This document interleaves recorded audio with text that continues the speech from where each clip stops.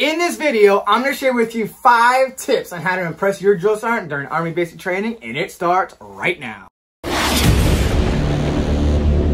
What's up, everybody? Welcome back to Team Swartz, and today I have a special treat for you. But before we begin, if this is your first time on this channel and you're looking to learn more about Army basic training or about the Army, specifically the Army National Guard, you can start now by hitting that subscribe button below and hitting that bell icon so that you can stay in the know. Okay, tip number 1. On day 0, when you get to the basic training environment, when you're experiencing the shark attack forward, or even at the reception battalion, my tip here and tip number 1 is to sound off. And what I mean simply by that is to yell. So for example, the first thing they're probably going to do when you get there, outside of screaming at you and telling you to go here and there, whatever, they're going to do an accountability formation. So I'm going to use this as an example. They're probably going to assign you a roster number because some of these last names are really difficult to articulate. So they're going to assign you a roster number. So with that being said, sound off. So when you're in formation and they call out your name and you're standing in a position of attention and they call your name, what they don't want is Swartz. Here, Joe Sergeant. They don't want that soft, timid sound. They want you to sound off. The louder, the better. Swartz. Here, Joe Sergeant. Just like that. Project loudly. Understood? Get it? Got it? Good. All right. Tip number 2. Anytime you're moving from one location to the next, you gotta move with a sense of purpose. Move with a purpose. That's my tip number 2. Move with a purpose. Move with a sense of urgency. Range walk, which is simply an Army way of saying fast walk. If you're not range walking, you're jogging. They want you to get there as fast as possible with a sense of purpose. If you're sitting there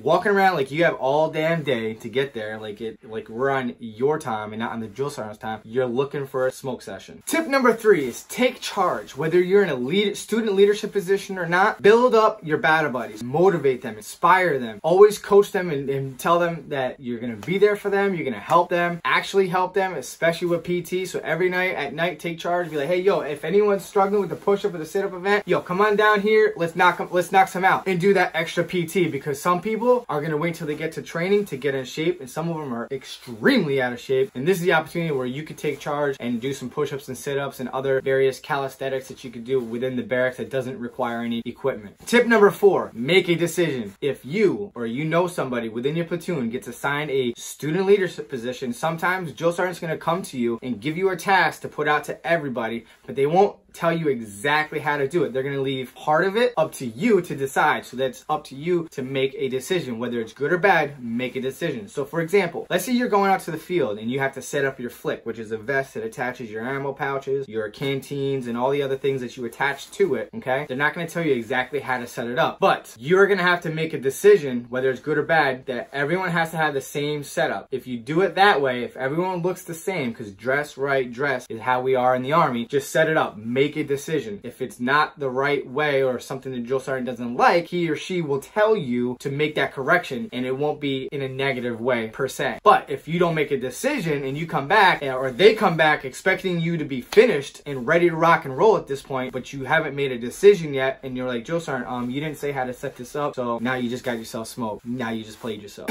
So always make a decision. Drill sergeants will correct you otherwise, but always make a decision. Good or bad, make that decision. And tip number 5 can easily be done prior to leaving, is to study the basic material before going to basic training. And what I mean by that is learning the soldier's creed, the warrior ethos, the Army song, the Army values, the phonetic alphabet, how to read a map, basic facing movements, the drill and ceremony, how to march, your stationary positions, how to properly render a hand salute. Learn all these things prior to going, because drill sergeants will be quizzing you and testing you this on day 1. And this is something that's really simple, and if you go there and it's day 1, 2, 3, and you're standing on the chow line and the drill sergeant's, what's your 3rd general order? Drill sergeant, I don't know, drill sergeant. Get to the back of the line. You don't want to be that guy. That's the other thing, general orders that you should memorize as well. And there you have it. These are 5 easy things that you could do to impress your drill sergeant or to make a positive impact on your drill sergeant when you get to Army basic training. And that's it for today. Don't forget to hit that subscribe button. Comment any questions you have about basic training below. And if you have a basic training tip that can help out your battle buddy, feel free to comment them down below as well. And I'll see you in the next video.